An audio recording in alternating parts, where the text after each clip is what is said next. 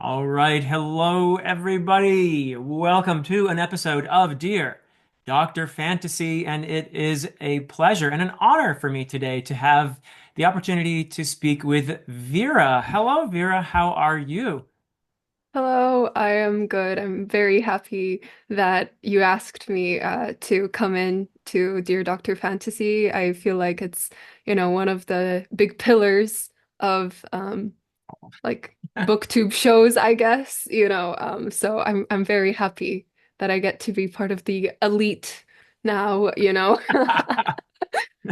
Well, I don't know about elite, but I do have a great time talking with my fellow nerds and my fellow book lovers out there, people who love stories and you have a very broad array of things that you talk about on your channel, but you do talk about fantasy a good amount as well.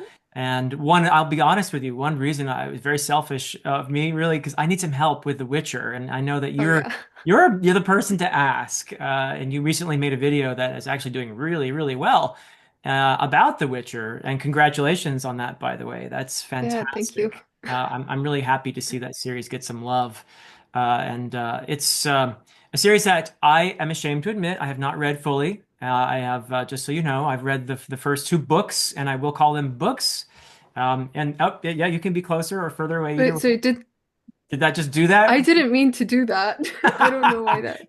It's fine either way. If you can go back if you want. Oops, yeah, that's fine Oh, too. There we perfect. go. So anyway, I was talking about That's a great start. that's a good start. We just roll with it here on DDF, so, you know. But yeah, I was just saying I did read the first two books, and I will refer to them as books, as you I think said on your video about the series. They are books, right? That Yeah. they may consist of short stories, but there is a lot that ties those stories together, isn't that right? Like a lot of themes, character development, and they are definitely necessary to read. I think before you read Yeah. the novels in the series. So. I've read Yeah. those, and I'm going to let you talk in a moment here because I really need some help. I liked those books, and I understand that translating is very difficult. I have much respect for people who translate, and I've dabbled in translating myself. I've translated a little bit into German and French and that kind of thing, and I'm terrible at those languages. The language that I've done the most translating is Old English to Modern Mhm. English. And so I can understand the nuances of translation from that experience the most. But so I'm just trying to say, I'm not trying to be mean to the translators, but I have the feeling that I'm missing a lot in the English translation when it comes to the Witcher books. That I feel like I'm missing a lot. And there's cultural context as well, isn't there? Particularly when it comes to things like humor and that sort of thing. Yeah, So definitely. I need help. I dearly want to read the series and love it. I feel like I'm not really getting a genuine Witcher experience if I'm reading the English. Hmm. So I'm a little old to learn Polish. I don't know if that's the way to go. Help me out here. How can I appreciate the Witcher books as somebody who wants to, but feels like I'm not quite. Do you agree, first of all, that the English translation is not quite delivering the same experience as the Yeah, original? I think as you read it, you can tell that there's something missing. And so I read the English and the Polish version for most of the books. Okay. And as an experiment, I read Lady of the Lake, which is the final book, for the first time through in English. Okay. And it was the craziest experience because I was reading it and I knew I knew the jokes that they were making because I could see like because it was translated very like word for word. I knew exactly the joke that Sapkowski was making, and I knew that it just wasn't translating at all. Yeah. And so, yeah, it was a very fun, weird experiment for me. And also, actually, what you said about the translators, like something that I'm kind of worried about is that I come off as if I'm like, yeah, the translators suck. They don't know how to do their job. Like I'm scared Yeah. that like when I rewatch my videos sometimes, and I think I said this to Jake from Nerd Level Rising, but I Mm. feel like sometimes I just get like way too passionate. And my cousin commented on one of my like earlier videos because someone asked me a question, is it all genuine or an act? And my cousin commented, no, it's so much worse in real life. And so That's so funny. and so I'm like, thanks, but yeah, so but I feel like sometimes I get so passionate and um it comes off as if I'm like being a hater or something, and I don't Uh-huh. want to ever come off that way. I think translating it is so hard. Yeah. The way that the CD Projekt, the video game company did it, they actually didn't like write it all in Polish and then translate it to English, like when it comes to the third game at least. Uh-huh. NoClip did a really good video with them about it actually, so I highly recommend that. What they did was they wrote it simultaneously in Polish and English and the other languages Okay. so that the jokes that they were making and stuff like that would sometimes be twisted and making like a reference to something that like English people or, you know, like people from English speaking countries would kind of get the reference to that had a similar flavor, I guess, to the original Polish. Yeah. And it's just really hard. I get a lot of comments on that 2.5 hour video, um, that summarizes just the first book. Um, I Yeah. get a bunch of comments being like, well, this is my sign to learn Polish so I can understand it. And I don't really Hmm. think that's the solution, to be honest, because learning a language is still different than being a native. And so much of like the play on words can still be lost, and but more so the cultural aspects of it can still be lost if you just aren't immersed in the culture. And so I think, I don't know, a better thing would be to read a textbook maybe. I don't know. I don't know. But in my dream world, and Patrick, if you're listening, hi. Or Will Gwyn, I think, also works with the Broken Binding, right? So Ah. what's up, guys? If if like there ever will be a special edition or something like that, like my dream would be to be involved in something like that. Aha. Um Yeah. and I think it would be so cool if there would be a new translation, but not just that. A version where stuff is like where there are footnotes that say, oh, this is a reference to the Vavel dragon, or oh, this is a reference to, I don't know, like Złota Kaczka. I actually don't know if that one is referenced, but I'm just like saying stuff, you know, or the fact how like I don't know, mermaids are quite relevant and like at least like Warsaw, and stuff like that. I think it would be really cool. Yeah. So Yeah. you obviously are a native speaker of Polish and quite fluent in English. You study in English. You um, live in an English-speaking country at times. And can you imagine yourself doing a translation of The Oh Witcher? gosh.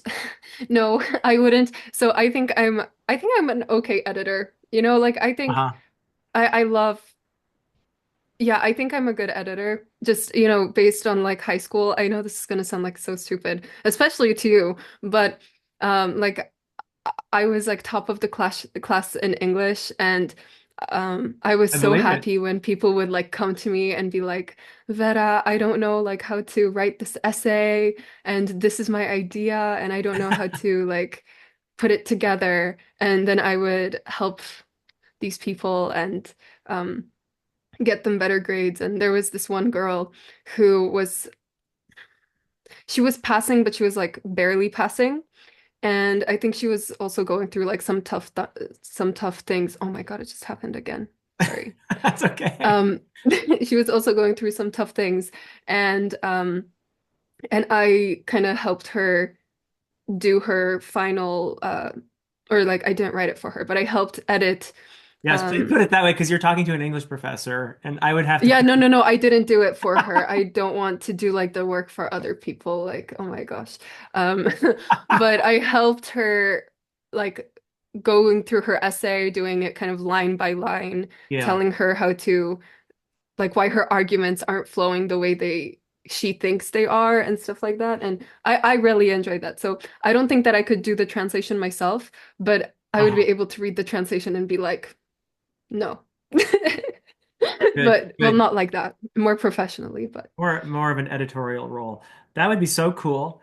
So am I doomed then though to just simply not get a lot of the what's going on in the books in terms of the nuance and the humor and or is there something I can do to alleviate that? Could I read up on Polish culture somehow, or what would be a place I could go to be more informed to make myself a better reader of the Witcher series?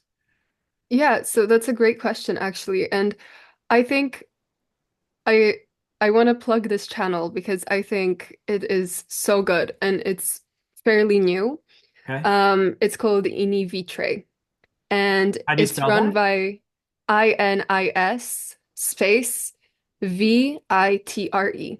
Okay, And it's run by this person who is not Polish, but has learned how to pronounce things in Polish and okay, has done so much research. Like they know so much more about like the backstory of like Andrzej Sapkowski, the author, and they read the essays that Sapkowski wrote as well. And I'm like, whoa, going above and beyond there. Wow. So and they're doing like this series of videos going into I don't know, like translation problems and or not really problems, but how The Witcher was translated, how Sapkowski came up with the idea, and they have this amazing video about how The Witcher, it's one of the best Witcher videos I've seen, about how The Witcher was written in a Orwellian society, but we are hmm, interpreting it now in an almost Huxleyan one. interesting. And Wow. to kind of explain their argument, that like they do 20 minutes on just like general Polish history that kind of gives context Oh, to the how Witcher cool. novels. And I highly, highly recommend that video. Um, Wow. Okay, yeah, thank you. it's That really sounds good. perfect. Yeah. So I think, yeah, Ini Vitre is a fantastic, fantastic resource. Um, Other than that, I think, it's difficult for me to say whether because there's a difference and if I'm talking to a super fan or if I'm Mhm. just talking to someone who just wants to read it, get the experience, but like doesn't want to go like that deep into it because like Mm. you like they just don't have time.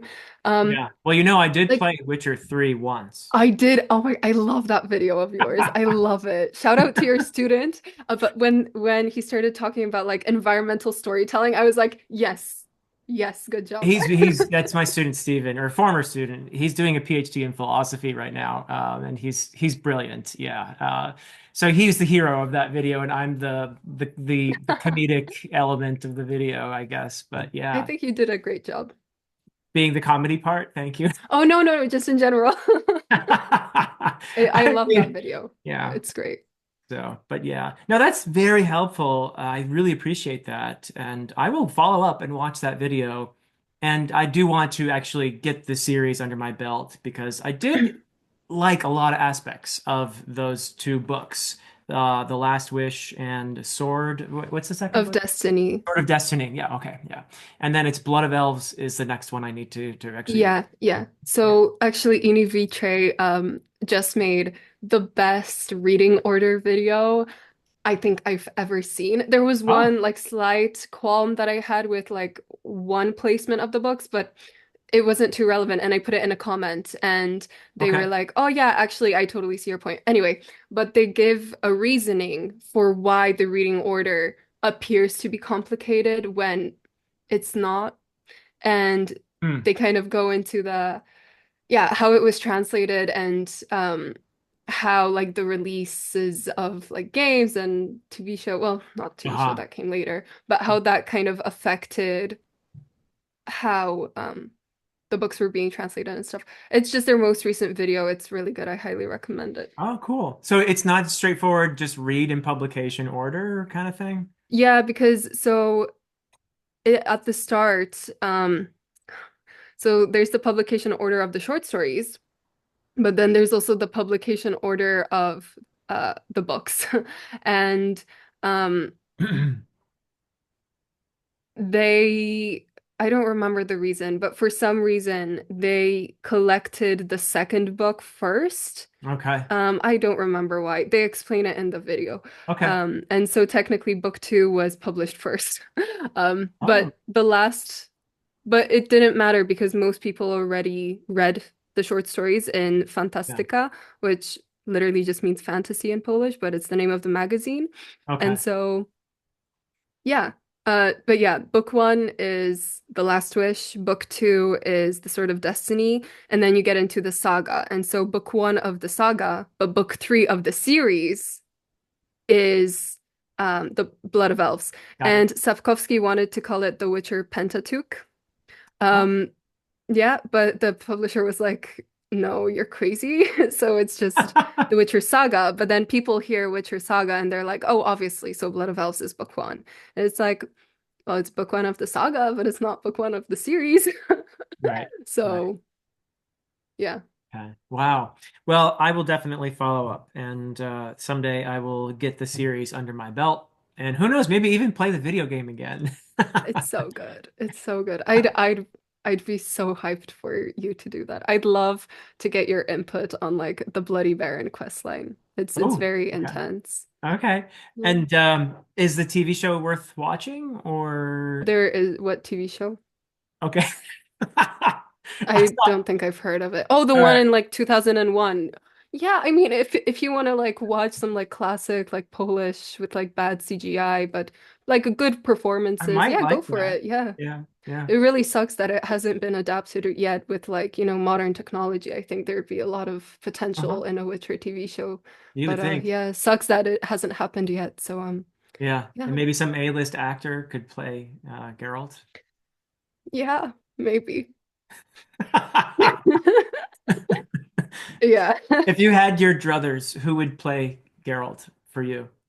Oh, it in my dream world, it's someone like a new person, like a no name Okay. actor. Um, but yeah, I don't know. I don't really care. Doug Cockle. Let's do some de-aging technology and Okay. yeah, Doug Okay. Cockle. Just Okay. to hear his voice again. He's like 60 at this point, but he's Oh great. So yeah, that might be hard to pull off then. Yeah, but huh. Well, that's so cool. I appreciate you helping me out there a lot, and I'm sure a lot of my viewers will appreciate it too. And I know some of my viewers are big fans of the Witcher series. I have had some really kind Polish viewers who have been encouraging over the years, but then people just like me who don't speak or read Polish who are just fans of the series. And it's cool that you can come into this in a number of different ways, or a couple primarily, I guess, with the video games and with the books and all that. I imagine the video games are much more well known than the oh books. my Like, God, they're so good though. So yeah, I yeah, I think I think the video games are brilliant. Like I think that The Witcher 3 is art. yeah. Like Well, in full on, terms I of think it's art. storytelling too, and that was the whole point of that video with my student. I did not understand fully until I had that conversation with him how excellent storytelling can be in video games. In Witcher 3, I think most people would agree is a great example, right? Yeah, definitely. Like I said, the reason I mentioned the Bloody Baron quest line a few minutes ago is because it's one of the most emotional ones. It deals a lot with like alcoholism, Mhm. family, um, losing a child in Yeah, many definitions. And it's really heartbreaking, how far have you gone before you've lost your family? yeah. Is there a way to repair that?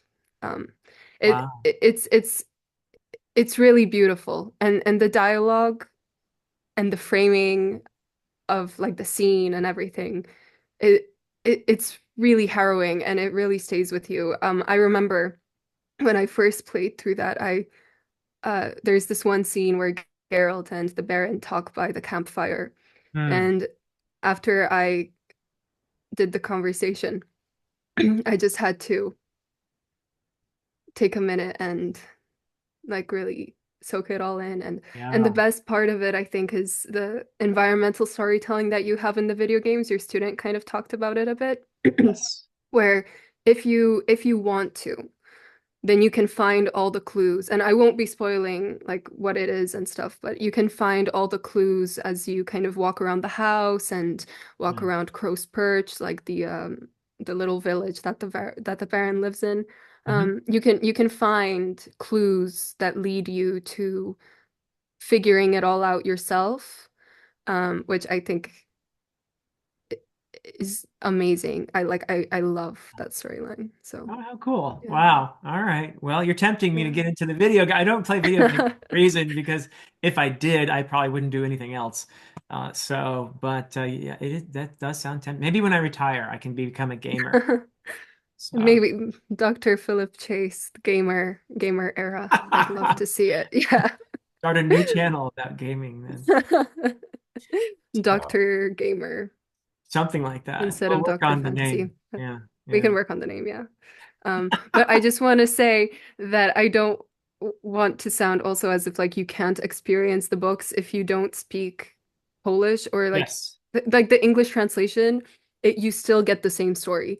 I again, I think a lot is lost, but it is still the core story of Geralt and Ciri Yeah. and Yennefer, Yeah. and you still get the same narrative. Like I think the video games really enhance a lot for non-Polish speakers because they are so transportative, and you get to know an older version of the characters. And Yeah. so when you go back and you read the books, you already have a sense of who these people become. And it's very interesting to see, well, because like Geralt and Yennefer, they don't change too much, I'd argue, Uh-huh. from who they are in the books. Like they do, but at the end of the day, like Ciri is low-key like around who the story centers. So like she's the one going through the growing up and changing a lot, but Geralt and Yen, they're like old and stuff. So it's you already get a sense for who they are from the games, and Yeah. then you don't the translation I think doesn't affect you as much as someone who's just going into The Witcher for the first time, I think. Okay. Cool. Cool. Cool. Well, another author I wanted to be sure to talk about with you today is one that you have had some praise for recently, and that is Mr. Joe Oh my Abercrombie, God, I love him. Lord He's my Grimdark. favorite author of all time. Yeah, fantastic. Yeah. And you had some really great things to say about Age of Madness and Wisdom of Crowds in particular. The only book you gave 5 stars to last year was The Yep. Wisdom of Crowds. Wow, that's high praise because you are, I think, as you would admit yourself, it's rare for you to give a 5 star to a book. You're pretty particular about that. So I'm in total agreement with you about the brilliance of Abercrombie. I think he's just unique in terms of his humor. And there are a couple fantasy authors who I think we could say are renowned and justly so for their humor. Terry Pratchett, Joe Abercrombie, for me, Mark Lawrence is close to that as well. But Abercrombie's it's not just the humor, obviously, but I think the humor is a key element in his storytelling, much more so than with other authors. Because if it weren't there, frankly, those would be really bleak books. They would be So I extremely. had an argument with Austin from Tutor Ramble. I'm, s- it's Uh-oh. okay. I can bring this up because I know he's not watching. So he was saying that it's nihilistic and like only bleak and there's like no hope in it and stuff. And I totally disagree. Like I think what's the point of hope if it's all like if everything is sunshine and rainbows? Hmm. I think hope it's powerful when you still are able to hold on to like a little flame of it, a little Yeah, spark of it yeah, in a world that is so dark. And he was like, "Oh yeah, but like it's all like sad and depressing and stuff." And I'm like, "Okay, but what about this scene, this scene, this scene, this scene?" Like, yeah, they're scattered, but there and I'm not saying it's hopeful, but there is hope there. And I think that it's so powerful to have those glimmers in the darkness Yeah, because if you see those same sparks and glimmers in during the day, like you don't see them because everything is bright and shiny and rainbows and unicorns and whatever anyway, right, you know, right. anyway.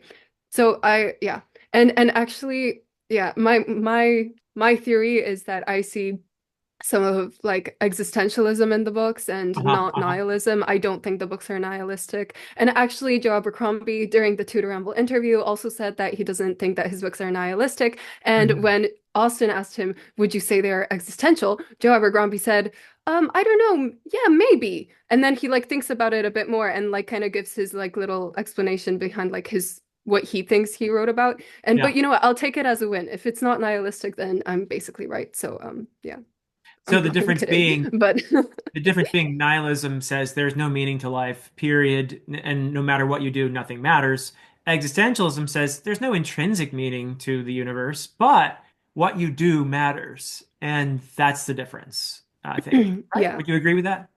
Yeah, I agree with that. And like there's the idea of yeah, there's no intrinsic meaning, but the fact that like you are alive, you get to choose what is meaningful, Actually, you kind of know? empowering, isn't it? And yeah, I like some people think existentialism is doom and gloom because there's no intrinsic meaning. I think that's very liberating. You know, like when I read hate comments or whatever, or when I feel stupid because I don't know, I got a bad grade or something, then I'm like, well, it's just like a little scratch mark of ink on a piece of paper. Like at the end of the day, it's my choice if I care or not. And if you get that approach of like, it's my choice whether I should care or shouldn't care, then that's great. And also, it's not just kind of saying that, oh, you don't have to, you can be so blasé and like not care about anything. It Yeah, says if you want to feel things deeply, and like I do feel things deeply, I think I can I'm tell. very Yes. emotional and very passionate about a few things,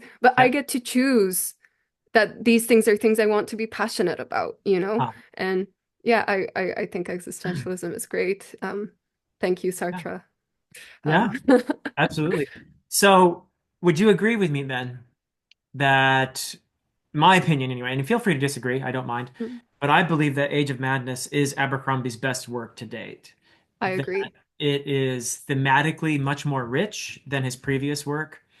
His by far best female characters are in Age of Madness, which to me was something that was a little lacking in his earlier work, which I love. Don't get me wrong, I love the original trilogy and the standalones, etc. But I think his best work is Age of Madness. And for people who love the older characters, Glokta and Logan and company, I all power to you. I love those characters too. But for me, Abercrombie's most nuanced and interesting character is probably Savine. Do you agree with that? She's my top two female character favorite female characters of all time, Yeah. tied with Yennefer. But it's she's tied with Yennefer for me. Um, Yennefer remains an enigma, and I think that's part of what makes her interesting in the books, that Uh, she's so enigmatic. We never fully get to know her, for but the people who stuff we don't do know, get to know Yennefer is about in her. the Witcher book. Sorry to The interrupt. Witcher, yeah. Um, but like I love her so much because I learned so much from her. Um, Hmm. but And so that's why Savine is tied with Yennefer. But if I was to say just objectively, which of the two characters is like objectively better, written better, more compelling, yeah, Savine wins. So Wow. Okay. yeah, she blew me away. Yeah. I think her journey in Age of Madness is just so not just compelling, but it feels so real and feels like this. Yeah, this is by through her character, you explore all kinds of dimensions of the human experience, including our sort of innate selfishness, competing with our desire to have compassion. And you have a character who really has quite an arc, really, in terms of her personality, her perception of the world, who goes through stuff and who really, I think, changes in some ways that I find so informative. And yeah, I can't say a lot about the ending, obviously, because we're not spoiling anything on this show. But man, it was. I mean, I never leave an Abercrombie book, any Abercrombie book, without feeling a little bit gutted, you know. Um, so I also want to shout out Rika from Age of Madness as well because I loved her character. I enjoyed my time with her more than I did with Savine, if that makes sense. I liked her more, if that makes sense. But I do think that Savine is probably the most compelling and interesting character that Abercrombie's come up with. Are you a Rika fan as well? Yeah, I'm a Rika fan. There's something that she does towards the end that I'm not a fan of, but we're not spoiling, so I'm not getting No. into that. But No. it makes sense for her character. It just hurt me. It felt like a personal offense. Yeah. So, but it's fine. Yeah, Rika's a great character, very interesting. Um, but yeah, Savine wins for me just because Mhm. like I love Savine. I was so enthralled by her. Um, Just brilliant. And you're looking forward to yeah. the Devils, obviously. Yes. Oh my God. I have the arc and I'm itching to start it. I just have some other things I need to read. Hmm. Um, but It's coming out in I May, I think, right? Is that the actual release? Okay, so I'm waiting for that, but I am, I admit, slightly envious of those of you who have these arcs of the Devils. yeah. I read the first page and you know Abercrombie sometimes loves to do this thing where it's like long paragraph and then like one sentence of just like a punchy line or whatever. Uh-huh. And on the first page that happens and when I saw that I was like I'm home. I'm home. Yeah, yeah. I love Abercrombie so much. Isn't that a beautiful Yeah. feeling when you read a new book by a favorite author and you have exactly that reaction? Ah, I'm home, that Yeah. voice, that and you just immediately feel that immersion. That's a beautiful thing, isn't it? Yeah. I love Joe Abercrombie's work. It Yeah. yeah, he's my favorite author and First Law I think it's my favorite I think it's my favorite series. Okay. You heard it Yeah. here, everybody. Yeah, I love it so much. Okay. Yeah. It's So, the reason I started my channel actually. oh, really? Okay. Okay. First Law is Yeah. brilliant. Now, a series that you tried and didn't go so well, that is much beloved. And I don't mean to put you on the spot here. We don't have to talk too Oh. much about it, but I'm only bringing it up because I actually didn't have quite as much of a reaction as you in terms of the negatives, but I wasn't like super crazy about Farseer by Robin Hobb, Hmm. Farseer trilogy. When I first read it, I was like, okay, I see why people love this. It's really good. I could consider putting it in my top 20 or 30 maybe of fantasy series. And I put it down for a while. I went maybe more years before I moved on and finally read, after starting my channel, actually, I read the next trilogy, Live Ship Yeah. Traders. So I only Did bring you this like up it because more? and I have no issue with you not loving Farseer whatsoever. Or did you just read the first book, Assassin's Apprentice? No, I read the first full trilogy, but Oh, you I read the whole promised thing. yeah, yeah. Okay. I promised Derry that I would read Life Ship Traders before I fully Gave. closed that book. Yeah. But yeah, Okay. what was your opinion on Life Ship? So here's where I completely so I did again, I liked Farseer. I didn't quite think as negatively as you seem to have about the I hate it. I mean, you're I on the hate it. record. So but Live Ship Traders, I read that and I thought, okay, I see the brilliance here. I see the genius. I am now a fan. And that launched her, Robin Hobb, into my top five, even top three from there. Really? Yes. Wow. It was that good. And it's maybe this will work better for you because it is not first person, it is a third person narration. I don't mind first person though. Okay. Like, But if you don't you love know, Fitz, it could get, trying, I I hate suppose. fits. Okay. I also think maybe, and I could be wrong, so don't hold me to this, but if you do read Live Ship Traders and think, oh, this is great, I think I could go on. The next trilogy, Tawny Man, is another first person narration. But I think for me anyway, Tawny Man is actually probably just edges out the final trilogy, Fits in the Fool, as my favorite Oh, within interesting. the realm of the Elderlings. So I would say if you do love Live Ship Traders, it's definitely a good sign, and maybe Tawny Man will change your mind a little bit about some of the characters that you encountered in Farseer. Maybe if you get that far, no pressure from me. And if you if I you don't know why this keeps happening. at the perfect moments too, like I know. so I don't know. I mean, do you, I hope you don't feel pressured by people. Of course, Derry is the most wonderful advocate for the realm of the elderlings that there could be. And I know she wouldn't be like, oh, you have to do this or anything Oh like yeah, she's so lovely, and she that. really um we have an agreement that when I read Life Ship, Uh-huh. no matter what I think of it, we're gonna do a show together because she wants to hear my perspective Uh-huh. as someone who didn't love Farseer. Yeah. Yeah, And which is fair. hopefully someone that loves Life Ship, so Yeah, fingers crossed. we'll see. I mean, for me, the weakest series within the realm of the elderlings uh, probably is Rainwild Chronicles, although I do like Mhm. it. And you probably heard that a million times. Yeah. But after that would be Farseer. So, and the other three trilogies are just, for me, to translate it into terms that people would understand, five-star reads, I love those three trilogies so much. And I actually like the other two series too.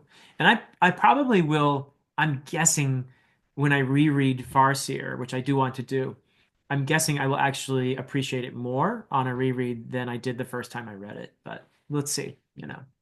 Hmm. So we'll see. Yeah. There's hope, a little bit of hope there. Uh, There's a bit of hope, like I said, for me, Joe Abercrombie, what's the point of hope if everything is sunshine and rainbows, yeah, I'm in a pretty dark place with Farseer at the moment, and so, yeah, I'm holding on to a bit of hope, so and that means more to me than if I loved Farseer, so, yeah, hopefully I like it. That being said, Farseer did put me in a reading slump that I'm still trying to claw my way out of. Um, gosh. Not just Farseer, I'm also blaming Jeff Vandermeer. Oh yes, Um, I heard you talk about that trilogy. Yes, yeah. yeah, You liked the sorry. first book though. The first book was Yeah, the fun. first book was fine. But then like Authority has no right to be a book, in my opinion. But sorry, I know that's very harsh. I'm so sorry. Um, like I'm sure he's a great guy. There are a few quotes that I liked, but Yeah. I read Farseer and Southern Reach trilogy back to back. Oh, okay. And Two ever two misses since in a row. then, Yeah. yeah, I just and I forced myself through the entire trilogy because I thought I was going to make a video about it and then I didn't. And so I read it for nothing and I wasted so much time. Ouch. Yeah. Awful. So, yeah. And I could have been reading other stuff, which makes me sad. I could have been reading Dead House Gates, There we you go. know? I Yes. could have been reading Dead House Could Gates and have. instead. But well, you brought up Malazan, so let's roll with that. Oh yeah, You read Gardens of the Moon, I and did. yeah, Crocus, and you my still king. think you might read Dead House Gates, so that's a good sign, right? Yeah, I liked Gardens of the Moon. I didn't love it, but I did enjoy it and I really think Steven Erikson is so cool. I watched a bunch of like your interviews with him and with AP Canavan and Yes. Brittany with Books with books. Brittany. Yeah. Books with Brittany. Yeah, yeah, yeah. I watched her interview with him and like I was just so like, whoa, this guy's mind is like amazing. Like I want to know what he wrote and especially given his anthropology background, Yeah, archaeology. archaeology, Yeah, both maybe. archaeology. But he was a working archaeologist at one time. Yeah. Yeah, and I just think that's so cool. And I think correct me if I'm wrong because you'll know and I might be misquoting, but I think at some point someone said, maybe even he said, that it's not so that like the main character is kind of like the empire itself. I don't Hmm. know, would you agree with that or disagree? I don't, that's just what I heard. I think being I said could at agree one with that. point. Yes, there is no, so one of the unusual things about the series, famously, is that there is no one protagonist or group of people that we're rooting for or that kind of thing. And in that, it is unlike a lot of genre fiction and fantasy, especially, where we kind of expect at least a protagonist, if not a hero, or a group of them that we follow along with and root for. You don't get that in Malazan, but it's not unusual within literature as a whole, that kind of presentation, that kind of perspective. In a way, I feel like it's some pretty good view of our actual place in the universe. The idea that Yeah. no one person is going to save the world. That's just not the way life works. So it's more like who are we in this sort of atomistic, broad society where there are these big sweeping institutions and things that are much larger than we are that pull us in certain directions, and how can we connect with other people in that context in genuine ways, in ways that elicit compassion and understanding. So that's really more the perspective in that series, I think. And if once you grasp that, I think you suddenly lose a lot of the sort of discomfort or the confusion around that a lot of people, I think, honestly have around the series. I don't think it takes a special genius or anything like that to read this series at all. It's not that difficult to read. It's more just it's unusual and within genre fiction and fantasy, especially in terms of how it's engaging. And so I do think it's different in a way that I find refreshing.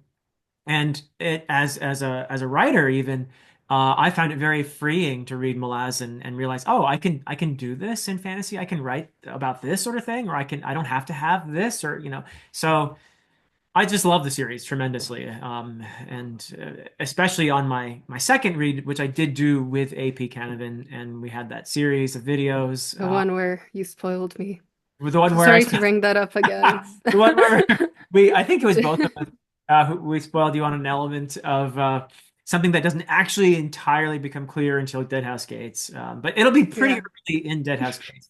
Um, and I and was like, gosh darn it. I'm Thank you, so Dr. sorry. Chase. I am I so was sorry about that. and I was so sad. And I was like, whoa, that's such a crazy plot twist that I totally didn't see coming because I'm dumb and I didn't see the clues. No, it's But whoa, not. I totally see it now. And I kind of wanted to figure that out while reading the book, but I guess in a non-spoiler review, no, it's okay. I was the sacrificial lamb, to that now has protected millions of people watching that video because you Yeah, have like a spoiler tag in there now. I do. Yes. So I put the spoiler tag in there Yeah. for you, actually. So you did a service to humanity. Yeah. Uh, Probably saved some people from being spoiled. Although I will say, when you do see it in Deadhouse Gates, it's kind of like just stated outright, Mm, and in a way that's like, yeah, I mean, this is how it is. But yeah. yeah, when you see it, you'll be like, oh, yeah, okay. But yeah, it's not like there's some big reveal about it or something like Yeah, yeah. that. Sorry to put you on the spot. Just had Oh to air no, out the okay. YouTube beef. You know how it is. Yes, the YouTube beef. Yeah. Let's call it a feud, even. I think we could. Oh, yes, Yes, yes. a YouTube. Soon you'll see a video of me being like, Dr. Chase is a fraud or something like that. Oh, I won't. I won't. That was a joke. That was a joke. But yeah. You know, those very like clickbaity um I'm sure some people quotes. would want that. Oh my gosh. It's the perfect timing again. I love how I'm that not does even it. touching anything. That's so Um, weird. I've never seen that before, but you're unique, I guess.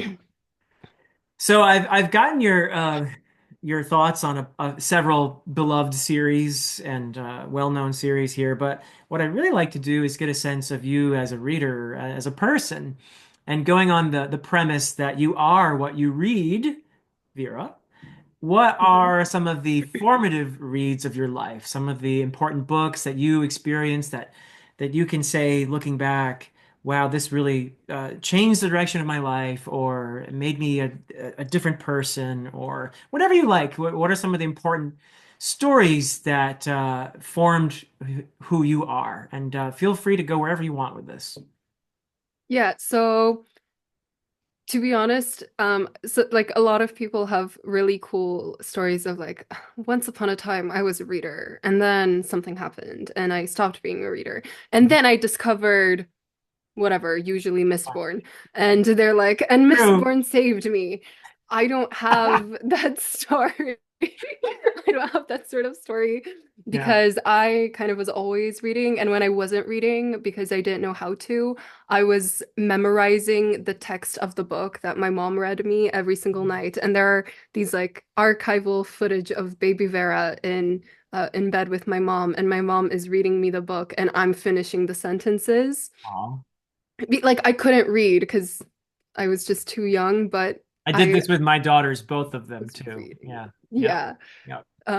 So it kind of started for me there, and then in kindergarten, like the first book that I remember being like, wow, this is so cool. I don't know what it was. I just remember there was like a purple elephant and it Ah. was on like a red planet or something. And I was like, whoa, this is life-changing.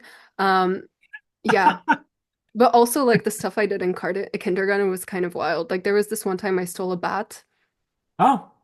from, yeah, this guy came, sorry, this is totally off topic, but this guy came um with a bat to teach us about like echolocation, and I But stole the bat. not like a Like baseball I bat, gave it back. but No, no, a no, like an bat, actual bat. Yeah, yeah, yeah, yeah. a live I bat. gave it back. I gave it back, but This I, was alive and twitching. yeah, Yeah. Okay. it, And yeah, you stole the bat. yeah. It's okay. It's okay. It was alive. It was fine. I Were you just took it wanting for a a play pet? date. You were looking for a pet? Oh, just a play date. Okay. Yeah. Yeah, yeah. I was a menace. Anyway, so Okay. I read that book and I don't remember its name. I was always sort of reading. I always became besties with the librarian. And then when I moved back to Poland, oh yeah, because that was in the UK. And then when I moved back to Poland, Ah. I remember in third grade we read Because of Winn-Dixie and by something Di Camillo. I don't remember, but Yeah. that was such a great book about melancholy and like it's a great book. And Charlotte's Web, though I don't think I was Oh, as affected by it as other people, but like sure. I'm like deathly terrified of spiders, and the fact that I sympathized with Charlotte the spider, like that was pretty life-changing. Yeah. And then but like what really got me into fantasy was, oh, before that, actually around third grade, a lot of people say, oh yeah, Harry Potter got me into fantasy. Yes. I already told the story a couple of times on YouTube, but I was a fraud because I told people that I loved Harry Potter when in reality I hated book two and DNF'd it, but I still wanted to like gaslight people into thinking I like Harry Potter because I really liked the movies, and I can't be the reader and not like Harry Potter. And so I just, every week or so, I kept going to the library and checking out the next book to gaslight people into thinking I liked it. Oh my goodness. Yeah, and everyone was like, "Oh yeah, Vera, the Harry Potter girl." And I'm like, "Yeah, that's me, the Harry Potter girl." Because I wanted to legitimize myself as a real reader. Um, Ah. yeah, so So that's something I pretending did. to love Harry Potter so you could be cool. Yeah, Yeah. yeah. I wasn't cool though. Like I really wasn't cool, but I wanted to be seen as like an intellectual. Uh-huh. Yeah, and this was in third grade, so I was nine or eight or nine. Um, so yeah, then then Oh. we get to my Percy Jackson era in fourth grade. Oh I yes. started with The Last Olympian because Yeah. I didn't know that the Percy Jackson series came first. But then when I started The Son of Neptune, I was like, something's not right here. So I went Hmm. back to Percy Jackson. And I really liked Percy Jackson. I read all of them and they were so good. So that was a big one for me, but I still wasn't like deep in the fantasy stuff. Like, oh, we had to write poems and this might be a bit weird, but oh, I don't know if I should say it. Weirder than kidnapping a bat? Oh yeah, maybe not. My friend and I, so we had to write poems for class, and my friend and I, because we loved Percy Jackson, we were like, oh my gosh, we're gonna write poems about the gods, and we Hmm. had to write a limerick, a haiku, um, the one where it's like A B A B and then A A B B and like those all those A different sorts of sonnet. structures. A sonnet? Yeah, maybe. I don't remember, but I still have it in my like Google Drive so I could find it. But Okay. and for the Poseidon one, um we we wanted to say he had a very big trident, Oh no. but just because of the rhyme scheme where it was like Poseidon was a sea god who had a very big rod. God. It's the poem's So fault. It made you rhyme. That's it. yeah. Right. So now that like my teacher was like, you can't submit this. And 10-year-old me was like, why not? I'm a genius. I found this was the first time I learned what a rod is, and I'm like, this is brilliant. I can like rhyme this new word that I just discovered Did your with teacher God. did your And teacher my manage teacher was to like, keep a absolutely not. did your Hmm? teacher manage to keep a straight face through all this? I don't remember. Oh But no. he was just so scandalized. I remember him being like, absolutely not. You can't submit this. So now I know why. Oh, But that's yeah, so so funny. am I just rambling way too much? No, this is wonderful. So then we get to my fifth grade era. Yes. Oh, Okay. sorry. In fourth grade, between third and fourth grade, I also read A Series of Unfortunate Events, Oh, yeah. Okay. which Yeah, which was good. so banger. I loved that. Yeah. But yeah, then we get to fifth grade. And in fifth grade, that was my first introduction to horror Hmm. because we read this book called Doll Bones. Highly recommend it. It's like this middle grade horror book, but it's kind of about like grief as well. And it really left like a lasting impression on me. I thought it was really good. So if anyone has like children around the age of like 10 or whatever, highly recommend that. I probably Um, should start with middle grade horror because I'm a bit of a wimp when it comes to horror reads. Although I noticed that you loved Pet Cemetery. oh, it was so good. Yeah. Yeah, I love Pet Cemetery. I think it and The Road by Cormac McCarthy are the two like books Hmm. that parents should read. Yeah, I did. I've read The Road, and yeah, it's a great book. I did like The Road a lot. So Yeah. But yeah, in fifth grade, um, I'm getting to now why fantasy. Okay. In fifth grade, cool. I discovered the series called The Books of Beginning by John Stevens. Hmm. And at the point that I read it, book two in the trilogy just came out. Hmm. And I read book one and it like shocked my world. It was like this portal fantasy kind of about these three kids in an orphanage, and they're taken by this, uh, oh God, is it an aunt? I don't remember. I want to reread them, but they're taken to this other place where they find this book called the Emerald Atlas, and Hmm. when you open it and you put a photo into the book, you can transport yourself to that time and place. Okay. And then the story just kind of expands from there. And it was the most like life-changing thing I've ever read. It was the book that got me into fantasy. And it was the first series or trilogy for me where I had to wait for the next book to come out. Wow. And yeah, like it changed my life. It was so good. At the same time, I also discovered Aragon. And Aha. Yes. yeah, I was a menace, as we already established, because my poor substitute teacher, shout out to her, I forced her every morning to do the elfish greeting with me from Aragorn, Aragon. Yeah, Aragon. and it was like, so they put like a finger on their bottom lip, and I would always say the first part, and she would say the second part, so I don't remember the second part. But the Okay. first part is Atra esterni onothelion. And Aha. then she would respond her part. And every single day. And even when I went to middle school and high school, before she left, I think she's in Hong Kong now. Huh. Um, every single time I'd see her in the hallway, we would stop and we would do the thing. So Oh, I if you I saw her also again, I suspect if you saw her again that she would want to do the ritual. Yeah. oh, 100%. Yeah. Yeah. We have each other like on Facebook and we message sometimes, but Aw. she was really cool. And I also we had like weird phases in my fifth grade class where a bunch of people decided Hmm. to be called like different things. Like I had a friend who called herself Kiwi. Aha. Yeah, and I became known as Elfie because of elves and because I was like, you know what, my hyperfixation for this year is gonna be elves because of Aragorn. Aragon. Oh my God, I'm mixing it up with It's easy to Aragorn confuse from this. Lord of the Rings. Yeah. Yes. Yeah. Um, but yeah, and then sixth grade, I discovered The Catcher in the Rye thanks to my teacher, my humanities teacher, Yeah. who changed my life. Um, and yeah, he was amazing.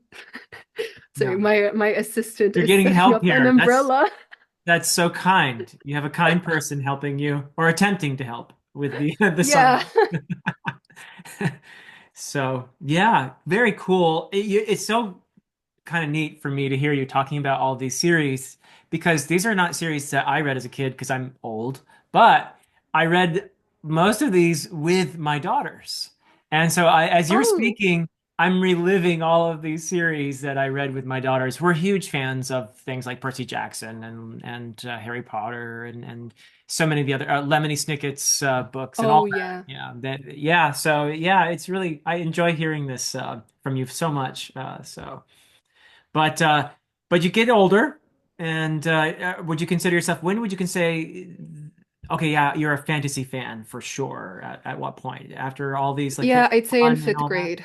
Yeah. I th yeah, in fifth grade because like that was my big fantasy awakening. Of course, then sixth grade, sixth grade was when like Mockingjay Part 1, Part 2 was coming out around then. And Okay. so and so like those dystopians were the craze at the time. And so I just kind of did a year where I almost only read dystopians and I kind of hated a lot of them, like Divergent. I really hated that one, but I Okay. really liked The Hunger Games. Um, Okay. so yeah. And but at the same time, this English teacher of mine, he was so amazing. He was giving me extra lessons, I guess. He Yeah. would take me and my friend after class and give us like other reading assignments Uh-huh. to because he was like, okay, you two are too good to just be reading the assigned reading. Well, Um let's see your assistant so for thank you, thank you. Thank you to my assistant, yeah, for um but yeah, there's like a huge umbrella now just in front of me, sorry, and that's my microphone. That's perfect. Yeah, 'cause just in time too, I think, because it got really bright there. So yeah. Oh yeah, it's so bright up here, you can Yeah. see. Yeah. But yeah, anyway, yes, and so my teacher made me read a bunch of books that I wouldn't have read otherwise. Mm, Like I read The Great good teacher. Gatsby. I Yeah. read um this book by Robert Louis Stevenson called Kidnapped, and I hated Uh-huh. it. Oh, you I hated it. hated Okay. it. Yeah. I read Dr. Jekyll and Mr. Hyde, Huh? or The Strange Case of that, just this past October, and I also didn't really like it. So I think I just Robert and I we don't mesh too well, Not a good match. unfortunately. Okay. That's when I teach or But used to teach a fair amount. oh, Yeah. Yeah. sorry. No, that's okay. You don't have to like it. Yep. But I love The Catcher in the Rye, and The Catcher in the Rye is probably the most important book that I've ever read, like for me, and it's one that I Ah, return to every couple of years, can you say why? because Is there, are you able to put your finger on why is this book, does it speak to you? So, yeah, there's a bunch of different reasons. I'm just pulling up my Goodreads here on my phone, okay, but cool. every single time I read it, a I see it kind of as a mirror to myself, Uh-huh. and I see a lot of Holden in me. Uh-huh. Um, I think, going back to like existentialism and stuff like that, Hmm. um, I think a lot of what he struggles with is, he thinks everything is so frivolous and everything is so phony, and truly he just goes around trying to find something that is meaningful, and he's growing up and all these grown-ups around him, the taxi driver, can I say prostitute? You can say that word. Yeah. Yeah, the prostitute, the women that he finds in the bar, Mm, his old teacher who's a creep, and he goes to all these different adults searching for answers, and mm. ultimately, like he doesn't find any answers. But the book ends with him looking at his little sister go around and around on the merry-go-round, Wow. and he looks at her, and he just realizes that he wants to live for moments like that. And I Yeah. just find it to be a very comforting book. And every time I read it, um, I find something new in it. And um, I read it this past November because I was like really depressed. And the quote that really stayed with me this time was, among other things, you'll find that you're not the first person who was ever confused and frightened, and even sickened by human behavior. You're Mm, by no means alone on that score. You'll be excited and stimulated to know. Many, many men have been just as troubled morally and spiritually as you are right now. Happily, some of them kept records of their troubles. You'll learn from them if you want to. Just as someday, if you have something to offer, someone will learn something from you. It's a beautiful reciprocal arrangement, and it isn't education, it's history, it's poetry. wow. And Beautifully just said. Yeah. where I was in November, that just really, I found so much comfort in that. In Hmm. 2021, when I read it, the thing that stood out to me was how Holden repeats a few times, people never notice anything. And I really felt like I in 2021, the end of it, it was one of the worst moment. Like it was awful for me. Uh-huh. And yeah, I really felt not noticed. And something that I repeat on my channel is that I think to love is to notice. Love is an act of noticing. Yeah. And yeah, I just find every single time that I read The Catcher in the Rye,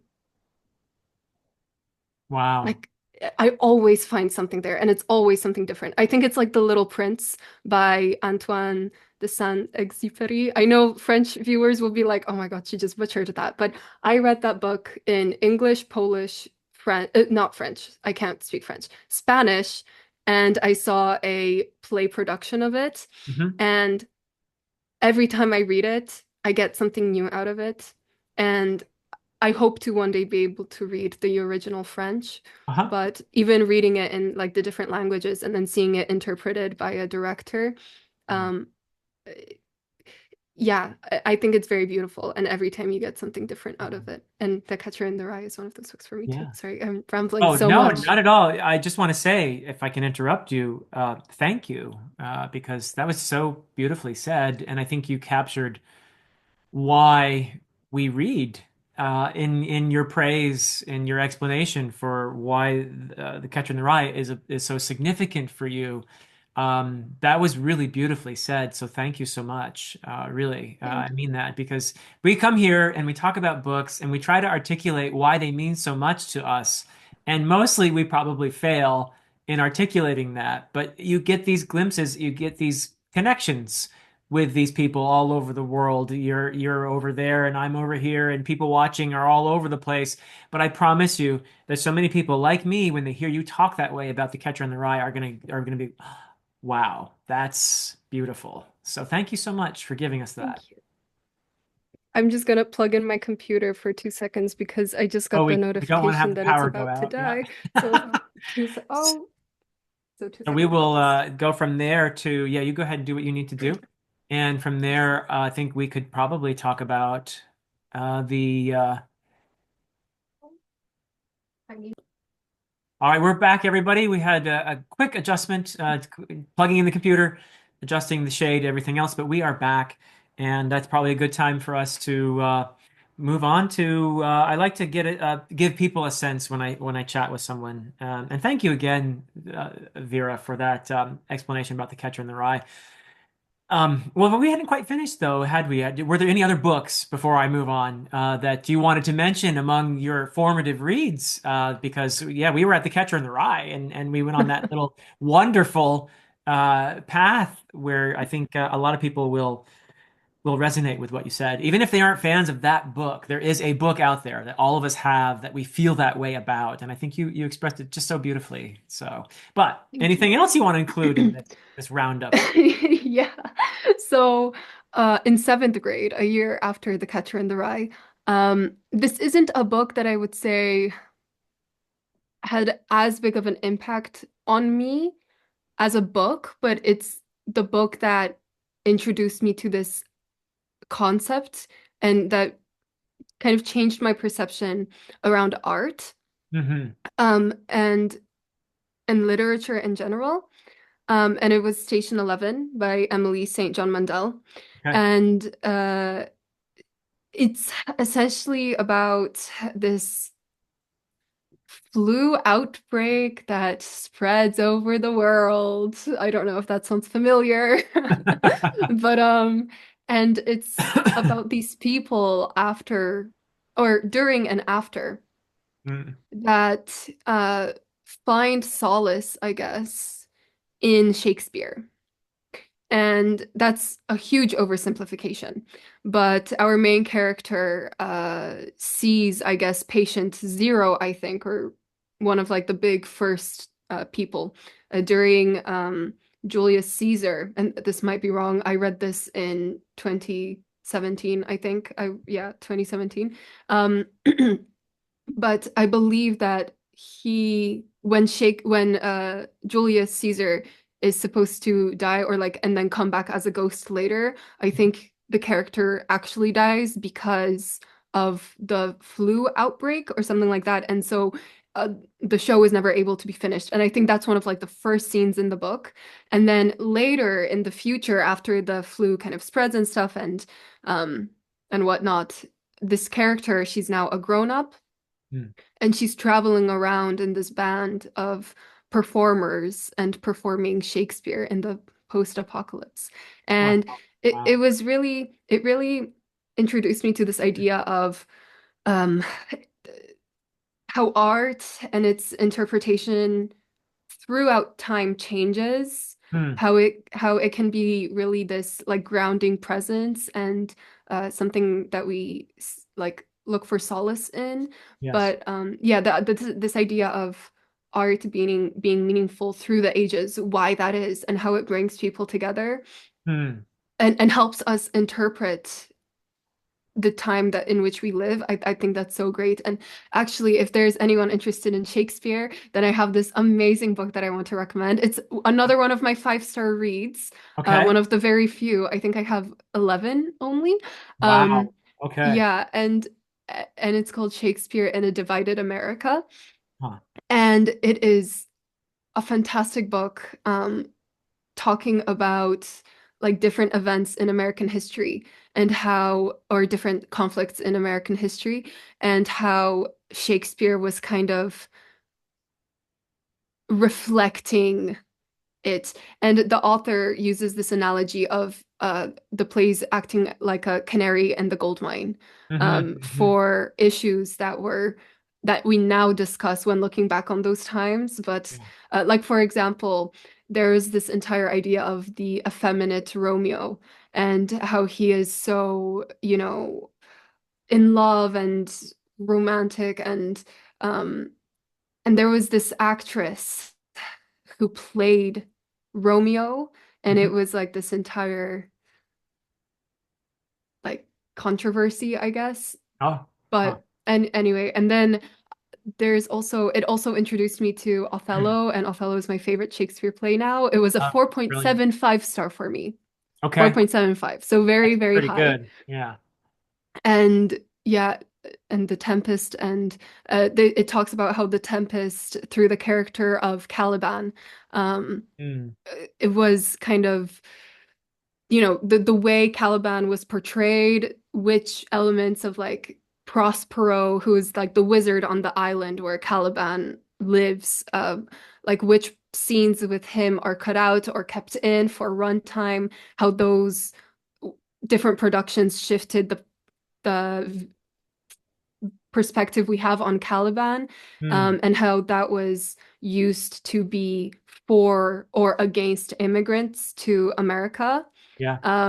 Yeah, it's a very interesting book, and I Wow. highly recommend it. I'm totally butchering it, but yeah, Shakespeare in a Divided America is really good. And I then, wouldn't say you're butchering it at all. And in fact, it's just another beautiful thing that you've made clear to us all, and that is that isn't it so cool that you can read something that was written in 1600, or an Old English poem written in the 8th century, or an yeah, ancient Greek play written in 2,500 years ago.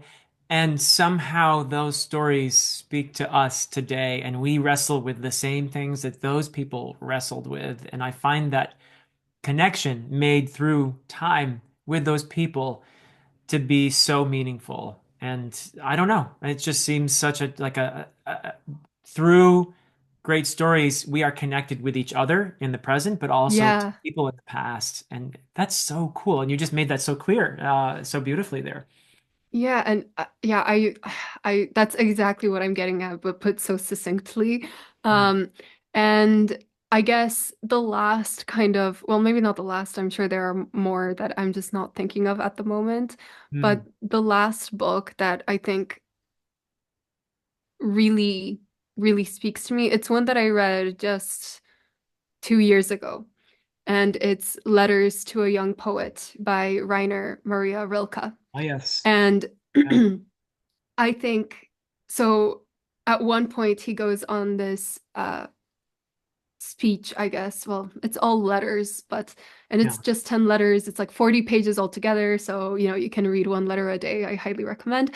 But he talks about the importance of living the question, in the Mm, words of Brandon Sanderson, journey before destination. But I yeah. really like the idea to live the question. Like sometimes the question is more interesting than the answer. And the fact that it's a question that you are exploring gives it value in and of itself. Yeah. Um, and yeah, and I also think it kind of ties into this idea of carpe diem. Speaking of carpe diem, Professor Keating's monologue from Dead Poets Society Love is that film. Yeah. life-changing. It's so good. Yeah. Um, but yeah, it kind of ties into that idea, and I really like. Do I agree with everything that Rilke says? No, but I think you don't have to agree with everything he says. I just really like how he sees the world. Yeah. And I think all of us can take a little bit from that. So true. So true. Little aside, by the way, Robin Williams is, of course, the actor in the movie, The Dead Poet Society, who plays the teacher role and does so Hmm. brilliantly. I had a student years ago at my college who was the actor Lisa Jacob, actually, who was not in the Dead Poet Society, but was in Mrs. Doubtfire with Robin Williams, Oh, and played the oldest daughter in Mrs. Doubtfire. Yeah, so that's so cool. yeah, isn't that cool? And she's really just a brilliant was a brilliant student. Had actually come back to school because she was a child actress and wanted to pursue a different path in life and decided to go to college. So ended up in my classroom, and I didn't even realize for Amazing. most of the semester. And then she sort of very timidly confessed at one point and that she was a child. And I was like, "Oh, well, what films were you in?" "Well, I was in Independence Day. Have you heard of that?" And I was like, yeah, That's I've heard of that. awesome. Yeah, and Mrs. Doubtfire, and yeah, so it was kind of cool." Yeah, But anyway, back to your that's story. awesome. Any other books that you want to be sure to bring in? Because you've done such a beautiful job with this, really. But I want to give Oh, you a chance to bring in anything else that you want to.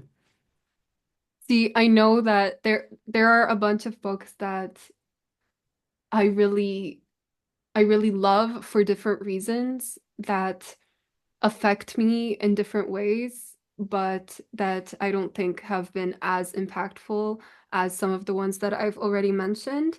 Um, like, for example, I love Ocean Vuong's On Earth We Were Briefly Gorgeous. Okay. Highly recommend. It's heartbreaking. Also, kind of keeping with the theme of letters. It's him writing letters to his mother who doesn't speak English. They were immigrants from Vietnam. and she doesn't speak English, but he's writing these letters to her anyway, knowing that she will never read them.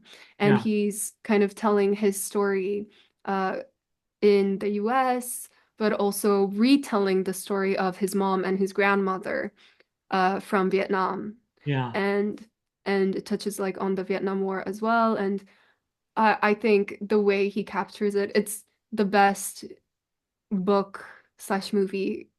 It's not a movie, but I'm including like Apocalypse Now in this that Yes. about Vietnam that I was exposed to. Mm. Um, I'm sure a bunch of like your viewers and stuff will know so much more about it. And like I don't know as much, obviously, Mm. but like I read The Things They Carried by Tim Tim O'Brien, I O'Brien. think, Yeah. That's and I another thought one it I was teach. fine, Yeah. but yeah, I thought it was fine, but it didn't capture me the Uh-huh. way Uh-huh. that Ocean Vuong captured me. Okay, cool. And yeah, so I really recommend that. And I don't really like Apocalypse Now. So um, Uh-huh. was Slaughterhouse-Five Kurt it Vonnegut. also inspired by Vietnam and like Well, Kurt he was in World War Vonnegut's II. oh World War II. Okay. Yeah, Yeah. yeah. Yeah. But oh, speaking, oh my gosh, I'm so stupid. Okay, so I am very passionate about like Poland and I really love my culture and Mhm. like my country. Yeah. And there's this book that I want to recommend. And unfortunately, there's no translation, but there is a movie.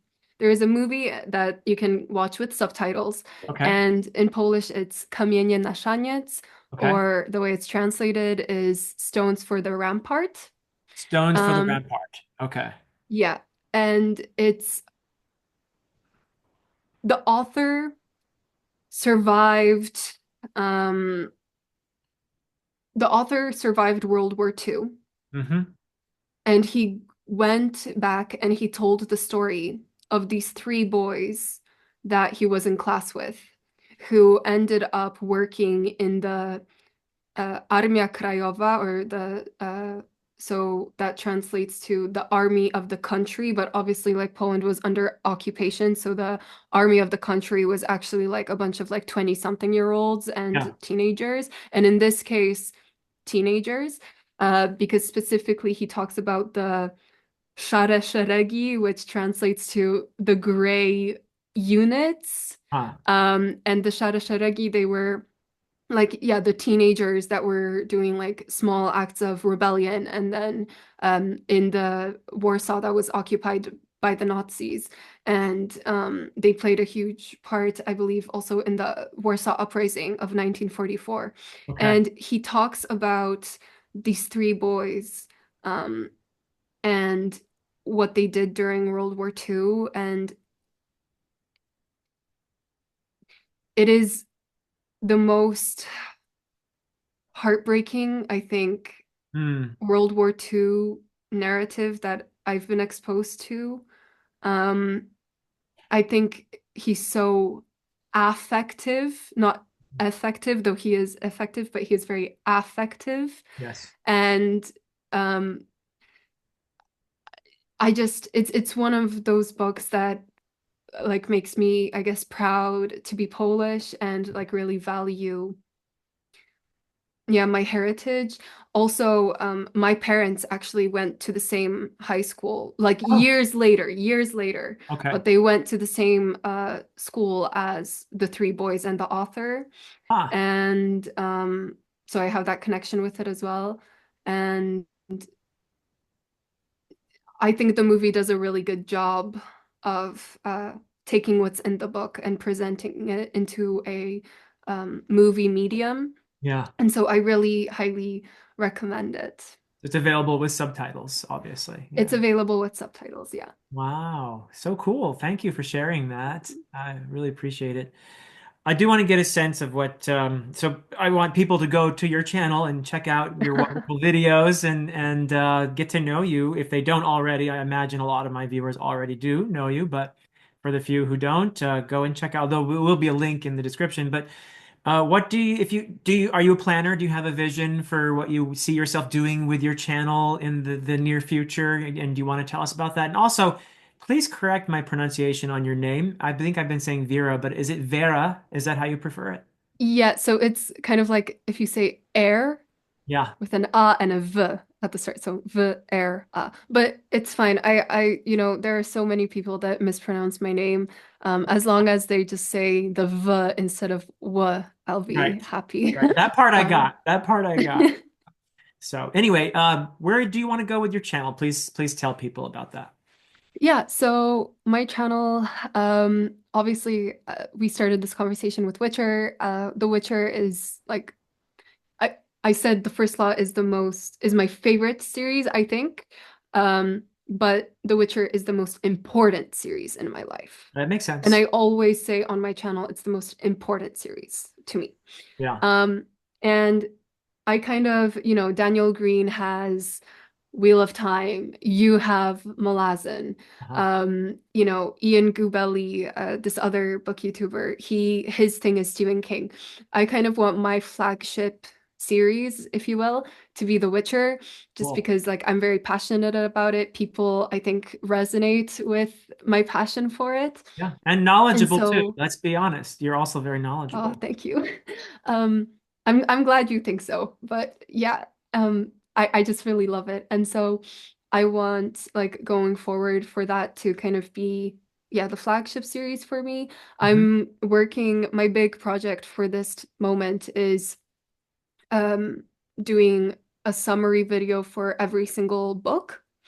And when I Like the do those first summary one. Yeah. videos, yeah, I already did the first one, and when I finish, I'm currently reading The Ice Palace by Versas. He's this Norwegian, I believe, writer who was nominated for the Nobel Prize 30 times and didn't win. Oh So I no. feel so awful for him. But yeah, so Wow. I'm reading The Ice Palace by him at the moment, and it's really short. And when I finish it, I'm going to start working on the Sword of Destiny summary video. And Cool. when I do those summary videos, I also pull out like some quotes and things that I think could be translated a bit better, and I explain why, if there's some cultural context I think that might be useful in knowing, then I try to explain that a little bit as well. Um, and yeah, so that's my big project. But putting The Witcher aside, my big vision for the channel is to help me diversify what I read and just to become Yes. more knowledgeable. Yeah. And so I have this vision where I have three series called I Read Authors, I Read Series, and I Read Subgenres. Okay. And I already have, when it comes to authors, I already did Cormac McCarthy. Hmm. I did Emily Henry and Stephen King. The Hmm. next one that I'm doing is Haruki Murakami. I just finished my four books that I read for that video, and so I'm going to be recording it probably next week. Hopefully you Um, like the other three more than the one that I know about. Because I know the one that you didn't really love, that you talked about in your best and worst of the year. yeah, Jesus Christ, Norwegian Wood. No, I don't even want to talk about that. But I spoiler for that video, I loved Kafka on the Shore. Oh, Like I good, good, I good. think Okay. Kafka on the Shore is brilliant. Okay, Um, cool. Yeah. but yeah, and I also for series at the moment, I don't know yet what will be my next series that I dive into. I already did Dune, Three Body Problem, Huh? and Farseer. Cool. And then for subgenres, I did classic dystopians. I'm kind of lumping Irish books or Irish authors as a subgenre. I don't know. I know it's not a subgenre, but I did that. But there are some And great next, Irish writers. Yes. Yeah. yeah, yeah. The Yeah. Beasting by Paul Murray really, Hmm. really, I really liked that one. Yeah. Um, and did you didn't like it? I haven't read it. Oh, I've okay. read, so when it comes to Irish literature, I tend to have read more old stuff. So I'm not Mm, very current, let's put it that way. And I love some of the poets a lot. Like Yeats, for yeah. example. It's a huge favorite for me. But yeah, I'm more like when I say old stuff, I'm talking about like the Irish invasion myths and the Ulster cycle Yeah. and stuff like that. Um, but yeah, I do have some. reading in more recent times, but it tends to be like 19th century or early 20th century. So, that kind of thing. But yeah, Yeah, you might actually be able to help me because so Romanticism is my favorite period in literature. I love it. I love it, but I kind of bypassing poetry, I read a bunch of like the big texts from the time, The Sorrows of a Young Werther, Oh, Frankenstein, oh my God, the also Wolf also Goethe I oh, don't know how to Faust. pronounce the Is it surnames. Faust? Faust. Yeah, I read Faust. Yeah. I read yeah, just like I read a lot of like the big ones.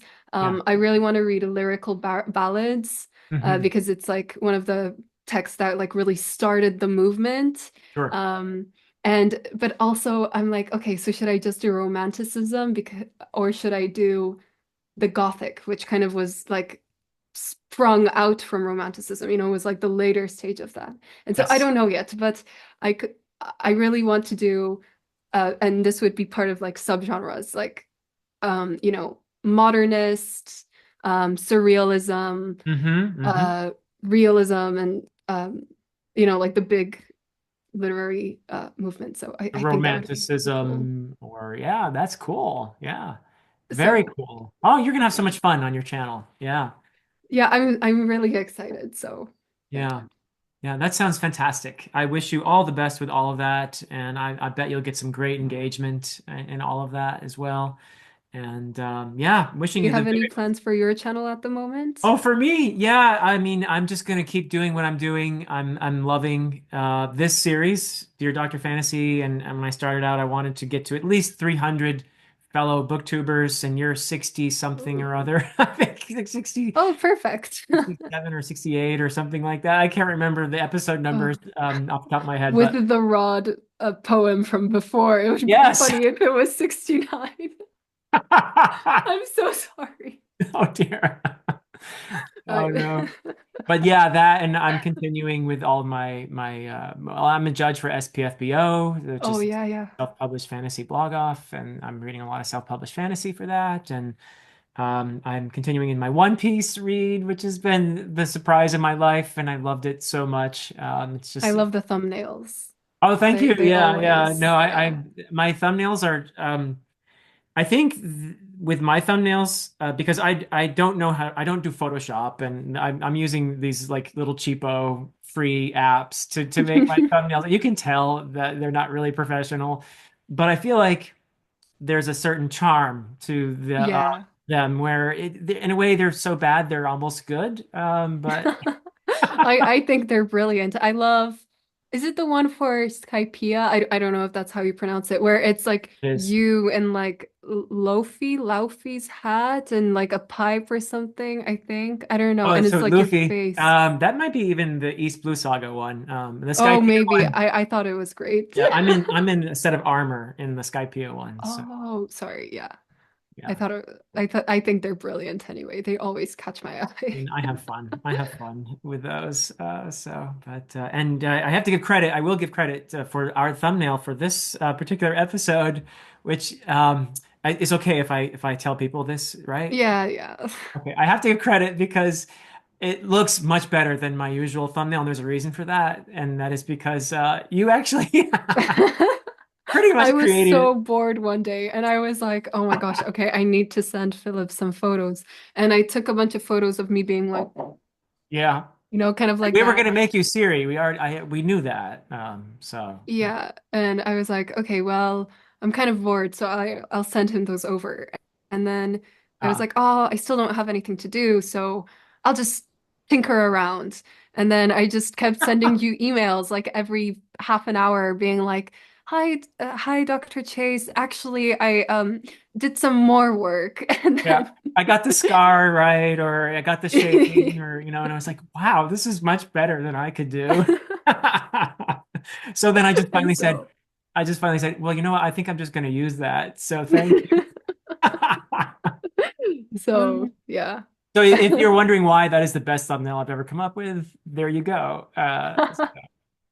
Well, But, I'd say the one from Nerd Level Rising with Jake That one He was was Harry Potter. incredible. Yeah. Yeah, that one just happened to. Sometimes they just suddenly mesh well. It's not because of any Mm. skill on my part. It's just sort of dumb luck the way some of them come out. But that Well, one, I thought it was brilliant, so. well, thank you. Yeah, that one gave me a laugh.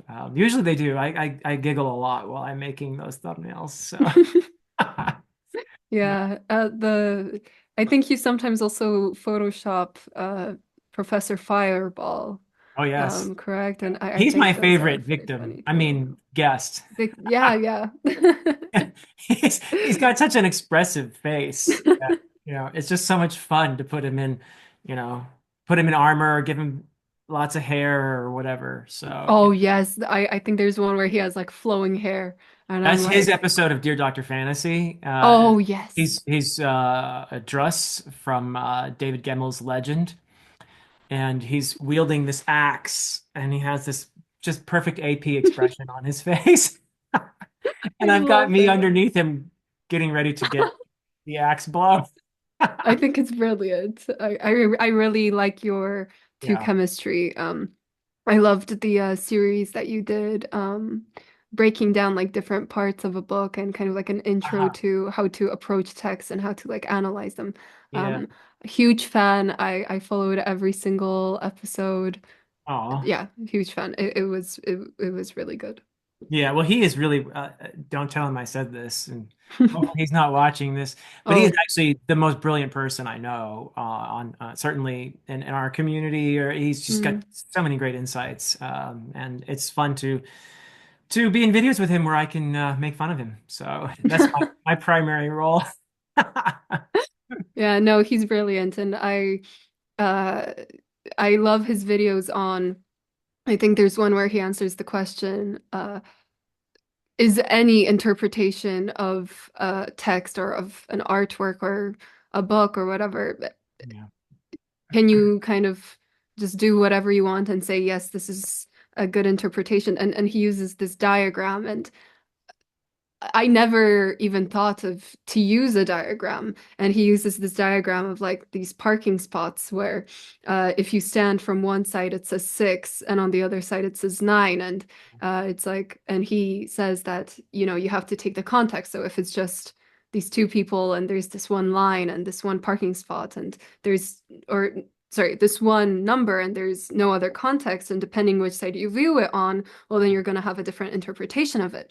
But then if it's like a number in a parking spot and there you see 6 and then on both sides you see 5 and 7, well, Yep. then you can no longer say that it's 9 because Right. you have to justify it in the context. And I was like, what, this man is so smart, and Yeah.